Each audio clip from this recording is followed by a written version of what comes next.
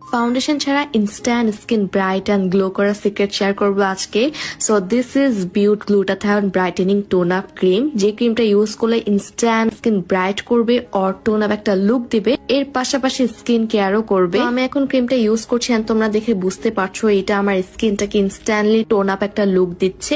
And এটা শুরুর দিকে একটু লাইট লাগলেও পরে কিন্তু স্কিনের সাথে আস্তে আস্তে অনেকটা মিশে যায়, দেখতে কিন্তু অনেক সুন্দর লাগে। আবার তোমরা চাইলে কিন্তু ক্রিমটা কম বেশি করে ইউজ করতে পারো। আর এই ক্রিমটা ইউজ করার পর যদি একটা ব্লাশ ইউজ করা হয় তাহলে পুরো লুকটা কিন্তু কমপ্লিট হয়ে যায় বাহিরে যাওয়ার জন্য, মানে একটা মিনিমাল একটা লুক ক্রিয়েট হয়ে যাবে।